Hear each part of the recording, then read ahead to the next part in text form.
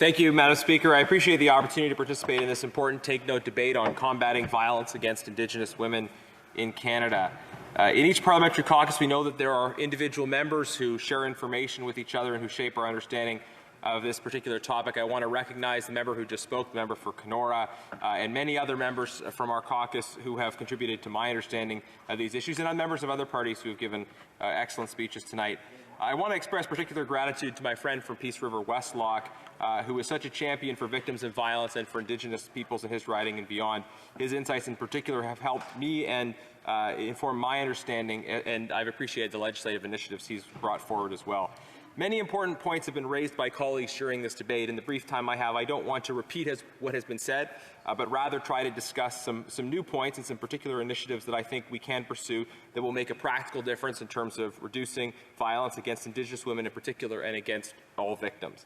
My colleague from Peace River Westlock has recently tabled Bill C-270.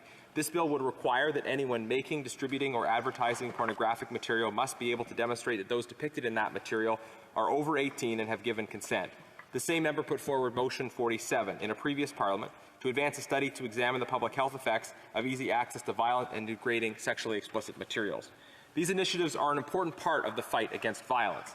The fact that many boys are exposed to violent sexual material at a young age can shape a false perception on their part that violence in the context of sex is normal and desirable.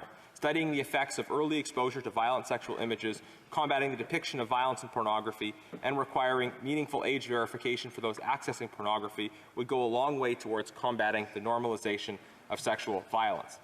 Now, the taking of sexual images from minors or without consent can contribute to cycles of violence and exploitation.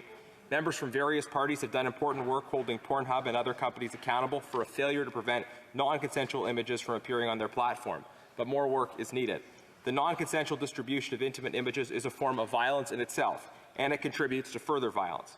While private members' bills like C-270 are important ways of addressing these issues, legislation proposed by the government would have the potential to move much more quickly in this place, and we would welcome government action in this regard.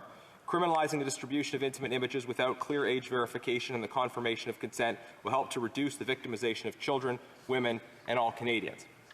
Mr. Speaker, I also want to highlight the action proposed in Motion 57, a motion I tabled in this House a few weeks ago. Motion 57 seeks to promote bystander awareness and intervention training as critical tools for combating violence.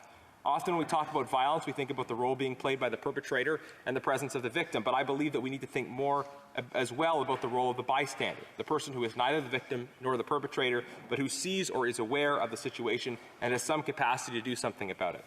Too often, well-meaning bystanders fail to intervene. Even if they do not lack for good intentions, they could fail to intervene because they don't react fast enough, because they fail to notice what is happening, because they're scared, or because they don't know what to do that would be effective. I understand how it can happen that good, well-intentioned people can fail to intervene, but as the saying goes, the road to hell is paved with good intentions. We can take concrete action to empower bystanders to know how to step up and make a difference, and that means providing potential bystanders with the tools and the information to react quickly. Motion 57 is about asking the federal government to promote training so that more people have the tools and more people will be able to intervene effectively. Data consistently shows that bystander intervention training reduces violence. It may even deter crime if potential criminals are more likely to expect intervention by bystanders. I hope that Motion 57, as well as Bill C-250 from my colleague, will have the full support of colleagues and perhaps will be incorporated into government legislation. Madam Speaker, we know that acts of violence disproportionately affect the most vulnerable communities, communities that are already disadvantaged and victims of colonialism and other forms of violence, past and present. And Indigenous women are particularly likely to be victims of violence. It shows up in the data around sexual assault, around all forms of violence, around human trafficking. And I believe it is our obligation to address violence in general and to pay particular attention to those who are most likely to be victims, to work on recognizing universal human dignity and also empowering the most vulnerable. Finally, Mr. Speaker, I'd like to emphasize that a great deal of harm has been done to Indigenous people because of a lack of esteem and recognition for the value and the dignity of the family. The horror of residential schools in particular involved children being taken away from their communities, and it also involved children being taken away from their families. This attack on the sacred bond between parents and children by a system that thought it had a right to replace parental authority with state-coordinated enculturation in dominant values was deeply evil. One of the key lessons that we should draw from this era is about the need to preserve and defend the parent-child bond from attacks by the state and by other institutions. Thank you, Madam Speaker, and I look forward to questions.